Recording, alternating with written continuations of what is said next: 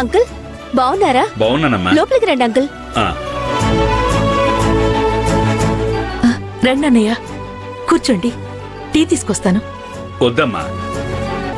అదేంటి అంకుల్, మా ఇంట్లో టీ అదిరిపోతుందని అందరు చెప్తుంటారు, ఎందుకు వద్దంటున్నారు?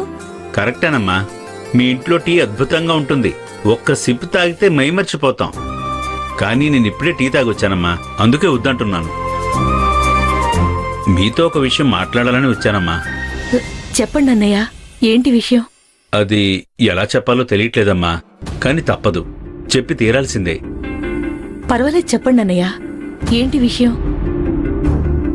అద్దె పెంచాలని ఓనర్ గారు ఏవైనా చెప్పారా? అది కాదమ్మా, మీరిల్లు ఖాళీ చేయాలని ఓనర్ గారు చెప్పారు. అవును వదిన గారు, ఇప్పుడు మీరుంటున్న ఇల్లు ఎవరి పేరు మీద ఉంది? మీరు ఎన్నో ఏళ్లుగా ఇంట్లో ఉంటున్నారు. ఈ ఇంటితో మీకు ఎలాంటి అనుబంధం ఉందో నేను అర్థం చేసుకోగలను. సడన్ గా మిమ్మల్ని ఇలా ఇల్లు ఖాళీ చేయమని చెప్తే మీకు ఇబ్బందిగానే ఉంటుంది. కానీ ఏం చేయగలం, ఓనర్ అమెరికా నుండి వస్తున్నారట, అందుకే ఖాళీ చేయమన్నారు. అదేంటన్నయ్య, ఉన్న పళంగా వెళ్ళిపోమ్మంటే మేమెక్కడికి వెళ్ళాలి? ఉన్న పళంగా వెళ్ళిపోమని లేదమ్మా, నెల రోజులు టైం ఇచ్చారు. ఈ గ్యాప్లోనే మీరు వేరే ఇల్లు చూసుకోండి. మీకు ఇల్లు దొరకకపోతే నాకు ఫోన్ చేయండి, నేను చూసి పెడతాను. కానీ ఇల్లు అయితే ఖాళీ చేయాల్సిందే.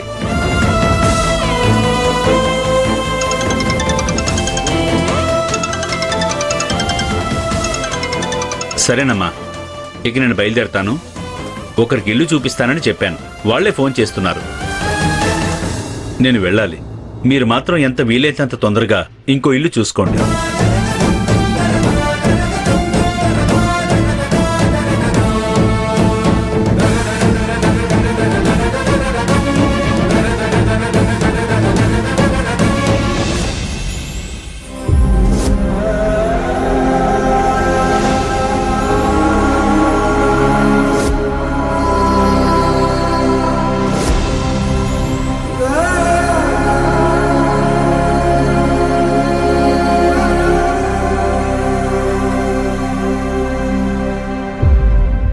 ఏమైందే, డల్ గా ఉన్నావు?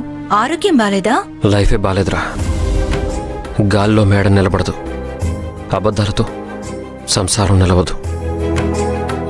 చాలా పెద్ద తప్పు చేశాను కదా, కోలుకోవడానికి టైం పడుతుంది.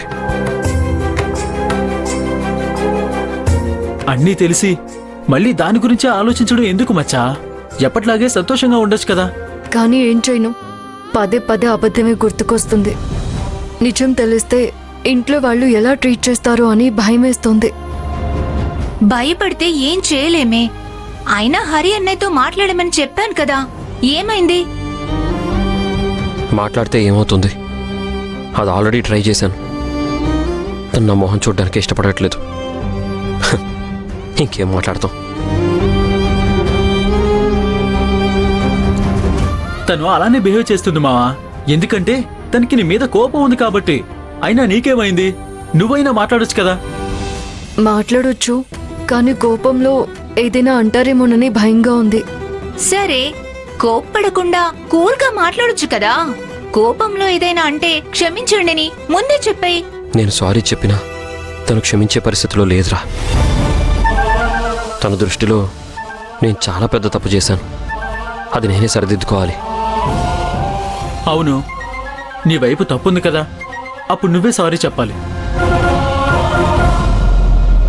సారీ చాలా సార్లు చెప్పారే, కానీ నిజం చెప్పమంటే మాత్రం ఆలోచిస్తున్నారు. ఇలా అయితే ప్రాబ్లం ఎలా సాల్వ్ అవుతుంది? అది ఎప్పుడు అర్థం చేసుకుంటాడో ఏంటో. నువ్వే అర్థమయ్యేలా చెప్పు. అది వదిలేసి నువ్విలా అన్నయ్య మీద కోపడితే సమస్య మరింత చిక్కుల్లో పడుతుంది. సమస్య పెద్ద చేయాలని నాకు కూడా లేదురా. నిజం చెప్పే ధైర్యం కూడా లేదు. ఎందుకంటే నిజం చెప్తే లక్ష్మి దూరం అయిపోతుందేమోనని నా భయం. అందుకే అలా మౌనంగా ఉండిపోతున్నాను. ఎట్టి పరిస్థితుల్లోనూ నేను లక్ష్మిని దూరం చేసుకోలేనురా. అయితే ఇప్పుడేం చేద్దాం అనుకుంటున్నావు? అదే ఆలోచిస్తున్నాను. ఇంకొక రోజు గడివిస్తాను. ఆయన మీద నమ్మకం ఉంది. ఆయనకి అందరికీ నిజం చెప్పే ధైర్యం ఉంది. ఏదేమైనా తను నా మీద పెట్టుకున్న నమ్మకం నేను పోగొట్టుకోను. త్వరలోనే ఈ సమస్యకి పరిష్కారం వెతకాలి.